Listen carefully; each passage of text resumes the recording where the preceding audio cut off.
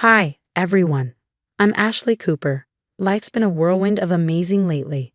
As an environmental lawyer in Boston, I spend my days championing causes that matter and coming home to my incredible fiancé. Marcus makes it all the sweeter. We met 2 years ago while I was working on a water contamination case near a children's hospital. Marcus, a pediatric surgeon, was the first to notice the troubling pattern of illnesses, and well, the rest is history. Babe, your mom called again about the wedding flowers, Marcus says as he walks into our apartment, balancing takeout bags. She's worried the purple orchids won't match the bridesmaids' dresses. I laugh, grabbing plates from the kitchen. She's been in full wedding planner mode since the day we got engaged. Thomas and Diana Cooper, my adoptive parents, are the most supportive people I know. They took me in when I was just 3, after my biological parents died in a car accident. Though I barely remember that time, the love and stability they've given me filled any void I might have felt. Did your Aunt Patricia RSVP yet?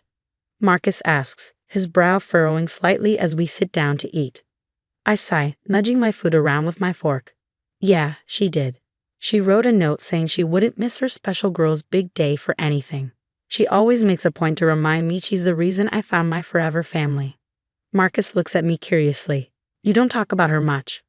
There's not much to say, I reply, shrugging. She shows up at family gatherings, drops cryptic comments about how she saved me by finding the Coopers, and then vanishes until the next event. Last Christmas, she gave this over-the-top speech about how much she sacrificed to ensure I had a good life. Before Marcus can respond, my mom bursts through the door, her usual whirlwind of energy in tow. Sweetie, your father and I brought wedding magazines, she announces while Dad trails behind with an armful of catalogs. Mom, we already picked everything out. I laugh, but she's already spreading glossy pages across the dining table. I know, she says, flipping through a magazine. But I found these gorgeous centerpiece ideas. Oh, and Patricia called earlier. She wants to contribute something special to the wedding video presentation. I freeze mid-bite. What kind of contribution? She was very mysterious about it, Mom replies. She said it would show everyone what a blessing this family has been. Mom, please tell me you didn't say yes. Well, honey, she is your only connection to your biological family. I thought it might be nice. Diana, Dad interjects gently, his calm voice a steadying presence as always. Maybe we should let Ashley decide on that. I exhale, grateful for his unwavering support.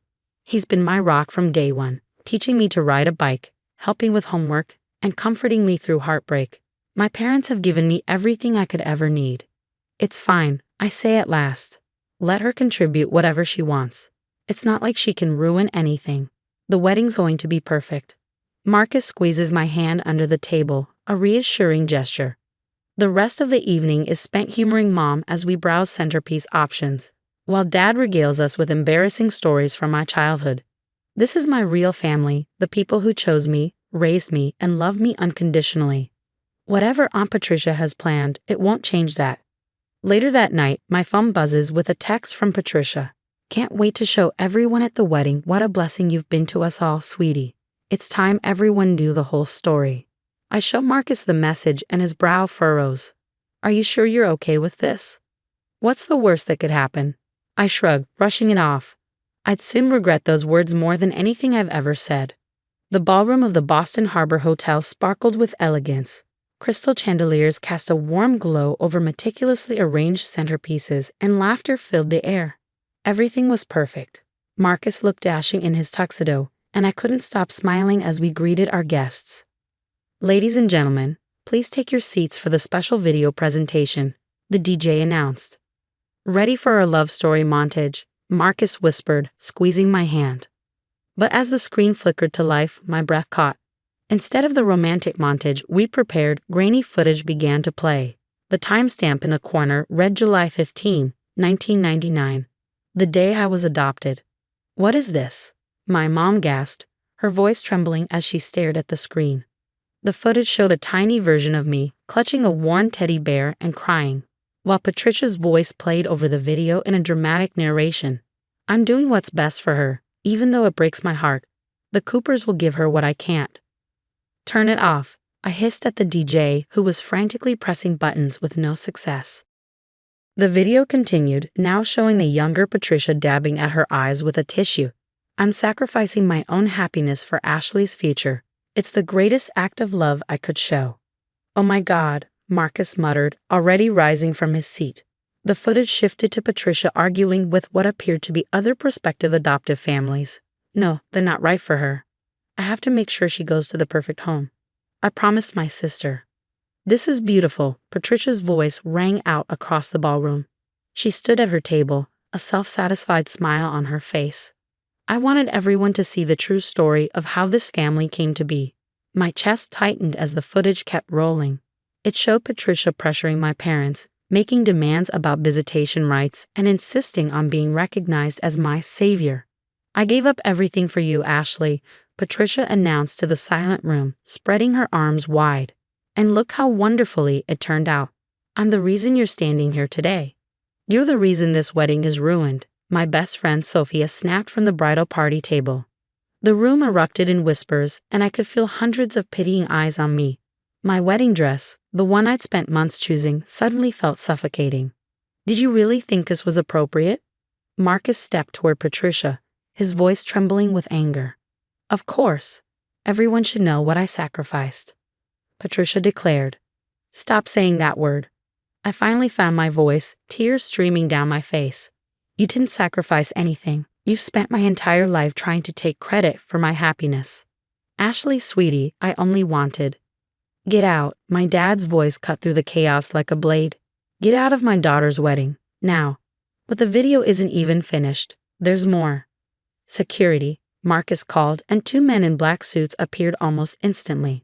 I couldn't take it anymore. The whispers, the stares, Patricia's smug expression. It was too much. Grabbing the hem of my dress, I ran from the ballroom, tears blurring my vision. The last thing I heard before the doors slammed shut behind me was Marcus shouting my name and Patricia's indignant protest. All I did was tell the truth. Everyone deserved to know what I did for her. The hotel's garden was cool and quiet, but it did little to calm the storm raging inside me. I gasped for air, my chest heaving as sobs racked my body. My perfect day, the one I'd spent a year planning, had been hijacked and twisted into Patricia's desperate grab for attention. Footsteps crunched on the gravel behind me. Ashley? Marcus's voice was soft, tentative. He placed a hand on my shoulder, but I couldn't look at him. How am I supposed to face them? I whispered. She ruined everything. 3 weeks later, I sat on my couch, glaring at my laptop as I hate-read Patricia's latest Facebook rant. Heartbroken that my own niece would turn against me after all I've sacrificed. Sometimes the people you help the most hurt you the worst. She never stops, I muttered, slamming the laptop shut. Look at this. Sophia plopped a stack of papers onto my coffee table, her expression grim. What is it? I asked, my voice weary. Your trust fund statements from the past 20 years. They don't add up. I blinked, confused. What do you mean? These withdrawals. They're all authorized with your signature. Except. She pulled out 2 documents. I had my forensic guy check these. The signatures are forged. And guess who had power of attorney until you turned 25? My stomach dropped. Patricia. Sophia nodded, her eyes narrowing. And remember Nancy, the family friend who worked at the bank, the one who kept praising Patricia at your graduation party. I stared at the documents, my hands shaking. How much did she take? Close to $200,000 over the years, small amounts spread out so it wouldn't look suspicious. Before I could respond, my phone buzzed. Marcus's name lit up the screen.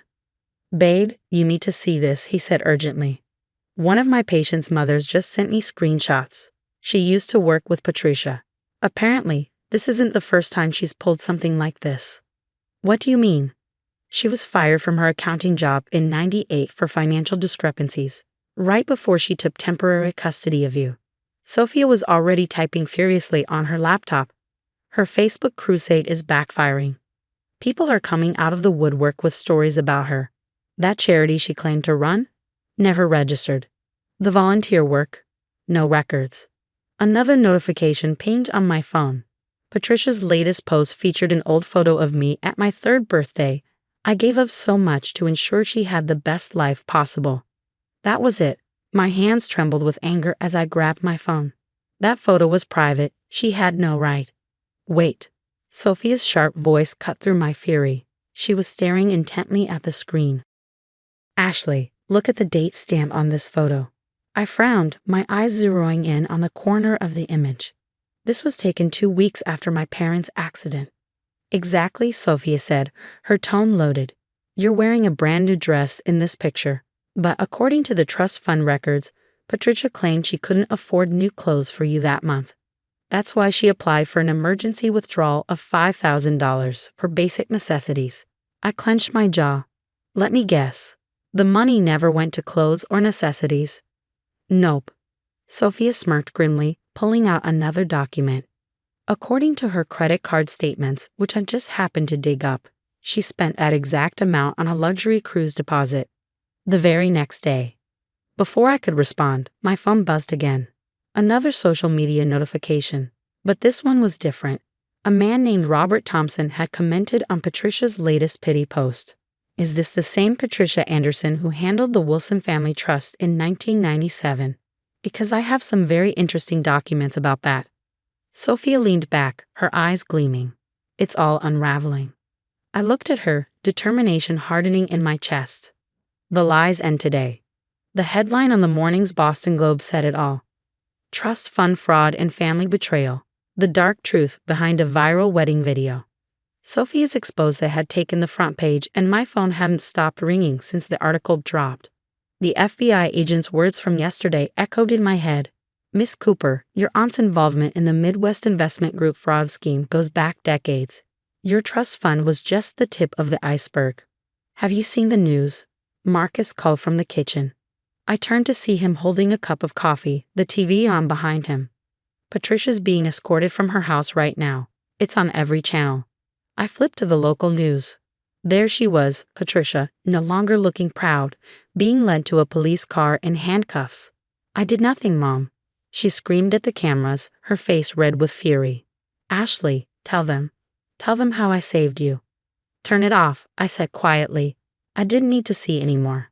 6 months later, I stood in a small chapel, Marcus's hands in mine, as we exchanged vows again. This time, everything was perfect. Just family and close friends.